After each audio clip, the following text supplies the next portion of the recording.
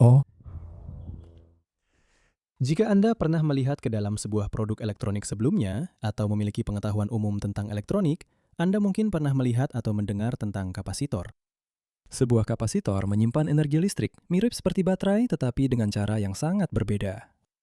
Sebuah baterai menyimpan energinya di dalam bahan kimia yang kemudian dapat diubah menjadi energi listrik untuk menyalakan apapun yang Anda inginkan. Sedangkan kapasitor sebenarnya menyimpan energi listrik dalam bentuk listrik statis. Artinya, kapasitor dapat diisi dan dikosongkan jauh lebih cepat dibandingkan baterai. Namun, ada beberapa kekurangan. Jadi di sini saya punya sebuah motor dan baling-baling yang dipasang pada sepotong kayu, jadi semoga saja tidak terbang. Dan saya punya sebuah sel baterai dan sebuah kapasitor. Sekarang yang bisa saya lakukan adalah menghubungkan baterai ini untuk menyalakan motor listrik.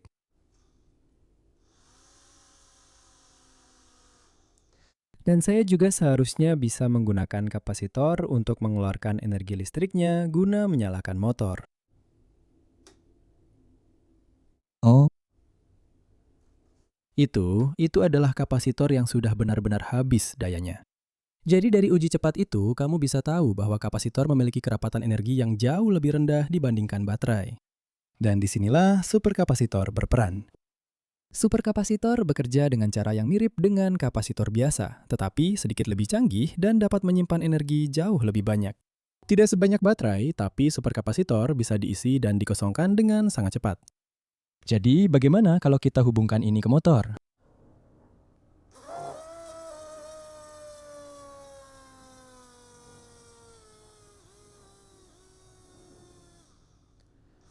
Oke, ini memang sambungan yang agak kurang bagus kalau cuma pegang kabelnya seperti ini. Tapi itu seharusnya sudah cukup memberi gambaran bahwa superkapasitor punya kerapatan energi yang jauh lebih besar dibandingkan kapasitor biasa. Bahkan, sebuah superkapasitor punya cukup energi untuk menyalakan pesawat kecil seperti ini. Superkapasitor ini bisa diisi dayanya hanya dalam hitungan detik. Dan dapat menyalakan pesawat ini selama cukup lama. Sekarang pesawat ini memang keren, tapi saya masih merasa pesawat ini belum memanfaatkan potensi penuh dari sebuah superkapasitor. Jadi saya pikir sudah saatnya kita meningkatkan levelnya. Atau mungkin sedikit lagi. Saya akan menggunakan 6 superkapasitor ini untuk menyalakan motor brushless 500 watt dengan baling-baling besar. Untuk melihat seberapa tinggi saya bisa meluncurkan roket listrik. Ayo kita mulai.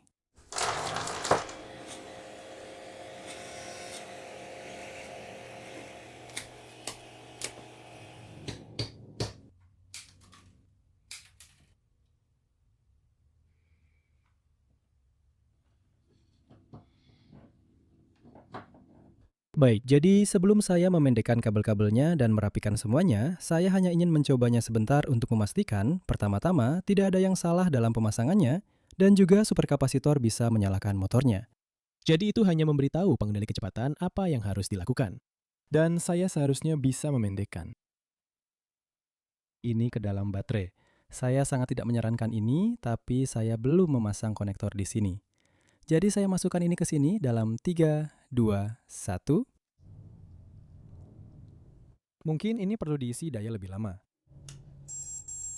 oh.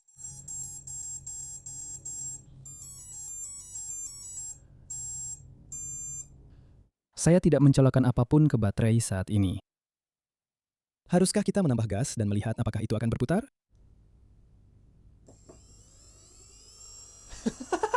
Ini berhasil. Tidak ada apapun yang mengisi kapasitor. Jadi motor itu berjalan 100% hanya menggunakan superkapasitor ini.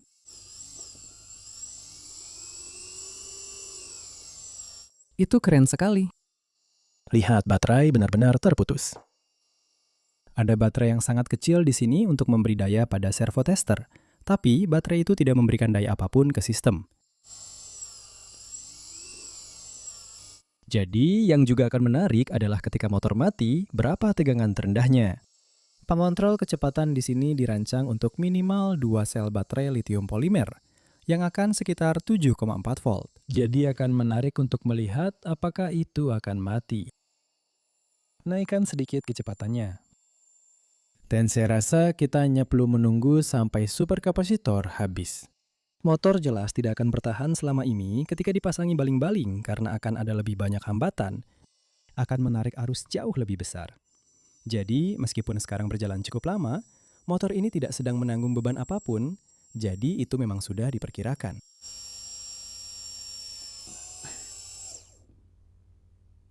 Oke, sepertinya ini sudah mati. Jadi, superkapasitor jelas berada pada tegangan yang cukup rendah, sehingga pengendali kecepatan memutus arus. Dan mari kita periksa tegangannya. 6,4 volt.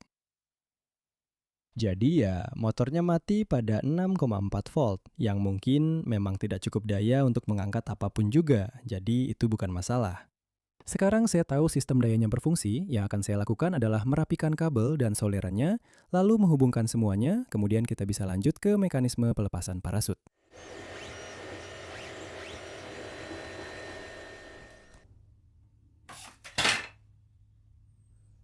Oke, jadi inilah dia roket superkapasitor yang sudah selesai. Di bagian atas sini, saya punya motor dan baling-baling yang merupakan unit pendorongnya. Alasan kenapa diletakkan di atas bukan karena alasan stabilitas. Tidak masalah di titik mana pada roket Anda menempatkan unit pendorong jika Anda meneliti kekeliruan roket pendulum. Alasan kenapa itu diletakkan di atas dan bukan di bawah adalah karena jika baling-baling berada di bawah, ada masalah jarak dengan tanah. Saya harus membuat sirip besar yang mengelilingi sisi baling-baling. Dan juga jika saya perlu menambahkan, sistem rel pemandu di sisi roket, baling-baling harus benar-benar bebas dari sistem pemandu tersebut. Jadi pada dasarnya kita punya zona terlarang berbentuk cakram saat baling-baling naik dari tanah. Jadi menempatkannya di atas akan menghilangkan masalah jarak dengan tanah. Motor ini diberi daya atau dikendalikan melalui pengendali kecepatan elektronik ini. Ini 30 ampere dan ya saat ini diatur untuk sekitar 18 volt. Tapi saya rasa bisa dijalankan hingga 25 volt. Dan tentunya kita juga punya seluruh unit superkapasitor. Ada 6 superkapasitor secara keseluruhan. Alasannya adalah karena superkapasitor biasanya memiliki tegangan yang cukup rendah.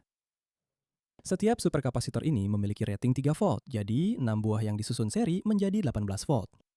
Semua ini jelas terhubung langsung dari pengendali kecepatan ke motor. Memiliki semua massa di bagian atas adalah yang kamu inginkan untuk roket yang stabil. Dan juga dengan superkapasitor yang sangat dekat dengan motor, saya seharusnya bisa mengalirkan daya dengan jauh lebih baik tanpa harus menggunakan kabel tebal yang menjulur ke bawah. Sekarang kamu mungkin bisa melihat benda kuning di sini. Ini sebenarnya adalah konektor tempat saya mengisi daya roket. Ini sama seperti yang saya gunakan pada banyak baterai saya dan saya akan menunjukkan kepada kamu bagaimana cara saya mengisi dayanya. Jadi, kalau saya menyalakan radio kontrol saya seharusnya bisa mencolokkannya dan tunggu beberapa detik dan itu mungkin sudah terisi. Dan kemudian saya bisa langsung mengontrol gasnya.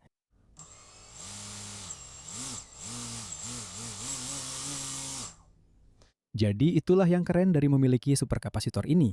Saya bisa mengisi penuh roket hanya dalam hitungan detik. Jadi kita bisa melakukan banyak peluncuran hanya dengan satu baterai. Sekarang jika kita turun ke bawah roket, ada sistem pelepasan parasut. Ini hampir seperti roket terbalik karena biasanya roket memiliki parasut di bagian atas dan dorongan di bagian bawah. Sedangkan yang ini memiliki dorongan di bagian atas dan parasut di bagian bawah.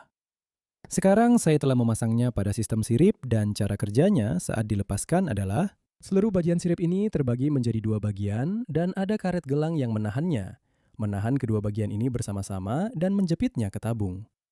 Jadi jika saya menekan saklar ini, seharusnya akan menggerakkan servo kecil yang ada di dalam sini dan itu seharusnya mengeluarkan parasut.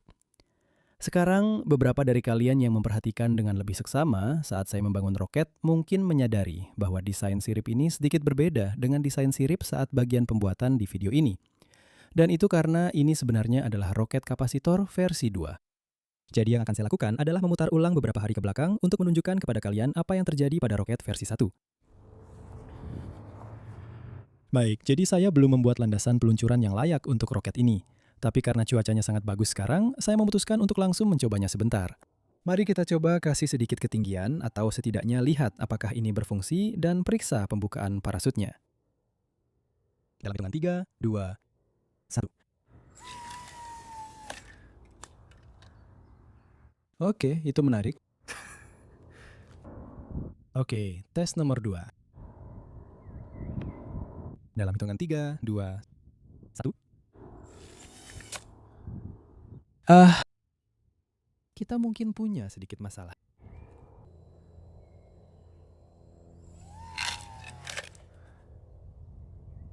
Oh,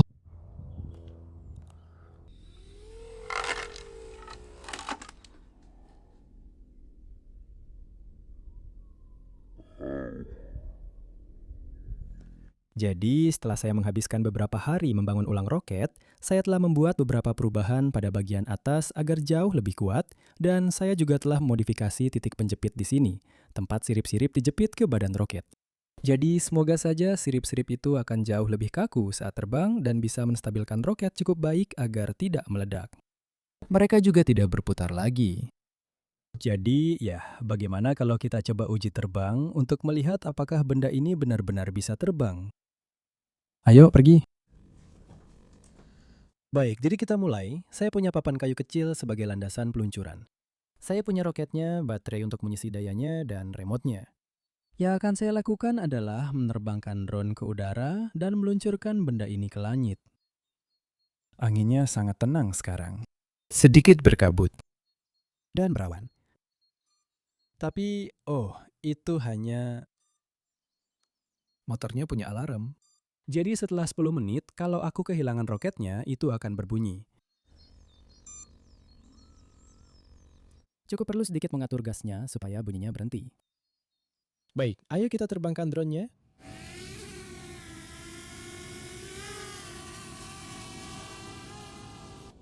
Oke, jadi drone-nya sudah di posisi. Yang perlu saya lakukan adalah mengisi daya roket menggunakan paket baterai.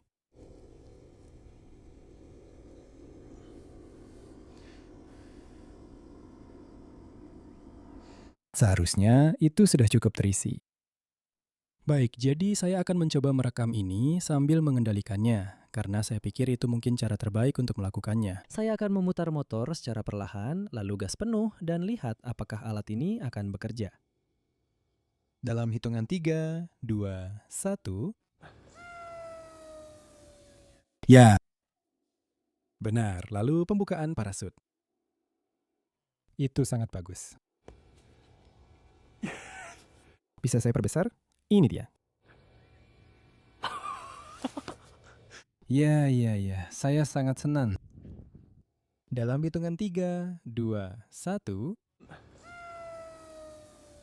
Ya, benar. Lalu pembukaan parasut. Itu sangat bagus. Bisa saya perbesar? Ini dia.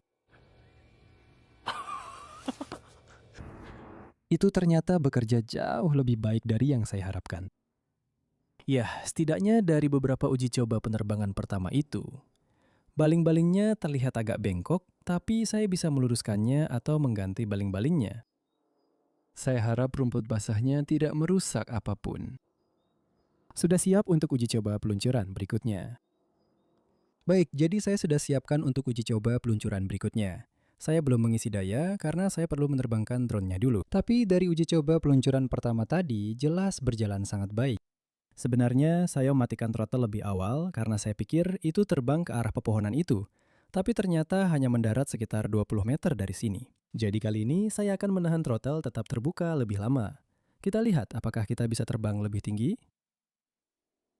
Dalam hitungan 3, 2, 1.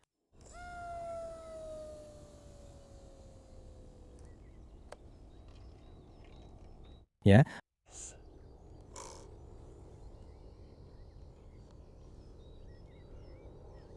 fokus. Ini sepertinya sudah cukup dapat diandalkan sekarang. Jadi aku masih mematikan throttle sedikit lebih awal pada penerbangan itu.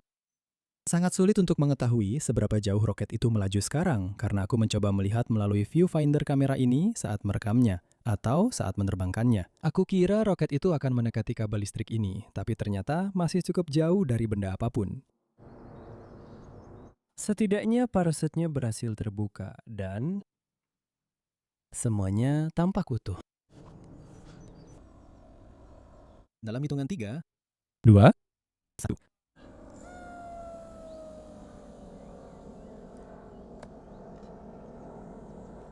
Tidak, buka. Itu sangat dekat. Jadi sangat mudah untuk terburu-buru saat melipat parasut ketika saya di sini di lapangan. Tapi saya rasa saya akan lebih berhati-hati lain kali karena itu benar-benar nyaris saja.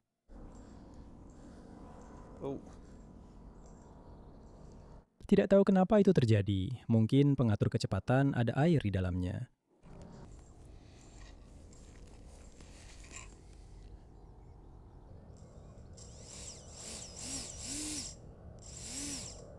Sekarang sepertinya sudah berfungsi dengan baik. Jadi, saya akan terus meluncurkan ini. Ini sangat menyenangkan. Dalam hitungan 3, 2, 1.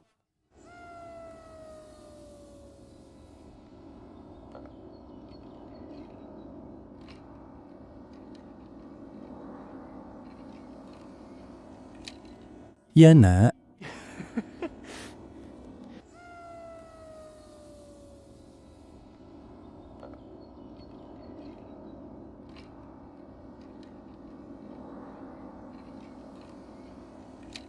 Dalam hitungan 3, 2, 1.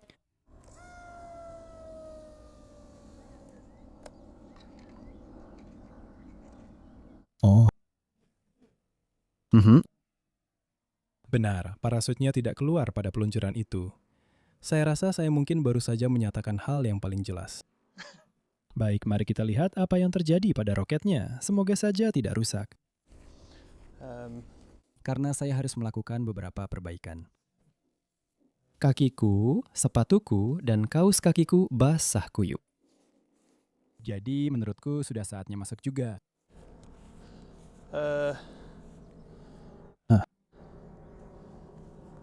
Bener ya? Sepertinya itu telah meledakkan sirip-siripnya. Itu menyebalkan karena aku kehabisan filamen biru. Benar, tapi aku rasa kita sudah mendapatkan beberapa peluncuran yang cukup sukses dari itu. Jadi, Mari kita masuk dan merangkum proyek ini. setelah saya mengumpulkan semua bagiannya dan memasukkannya ke dalam tas saya, jadi inilah dia, roket bertenaga super kapasitor. Saya benar-benar senang dengan cara roket ini terbang pada akhirnya. Terutama setelah beberapa uji coba penerbangan versi pertama itu yang lebih mirip ledakan. Pelepasan parasut berhasil hampir setiap saat, kecuali tentu saja pada percobaan terakhir. Saya tidak yakin seberapa tinggi roket itu terbang, tapi pada salah satu penerbangan, saya memarkir drone di ketinggian sekitar 80 meter dan roket itu berada tepat di bawahnya, mungkin sekitar 60 meter. Jadi saya kira itu sedikit di bawah 200 kaki. Saya banyak belajar tentang superkapasitor selama mengerjakan proyek ini. Saya tahu apa itu kapasitor elektrolit dari komponen elektronik sehari-hari. Tapi saya sama sekali tidak tahu kemampuan superkapasitor. Saya pernah mendengarnya, tapi saya selalu mengira itu adalah teknologi masa depan yang sering dikaitkan dengan mobil listrik pengisian cepat. Jadi bisa benar-benar menggunakannya dalam sesuatu seperti ini ternyata sangat bagus. Sangat menyenangkan untuk dipelajari. Saya ingin mengucapkan terima kasih banyak karena sudah menonton, dan jika Anda menikmati video ini, silahkan beri jempol. Jika Anda baru di channel saya, silahkan klik subscribe di bawah ini, dan terima kasih banyak untuk semua patron saya yang telah mendukung selama saya membangun proyek-proyek ini. Saya rasa sudah sekitar 3 minggu sejak proyek terakhir saya, terutama karena ledakan dari ini dan belajar tentang, kapasitor ini. Jadi terima kasih banyak kepada semua patron saya yang telah memungkinkan video-video ini dibuat, dan sampai jumpa di video berikutnya. Sampai jumpa. Oh, dingin sekali.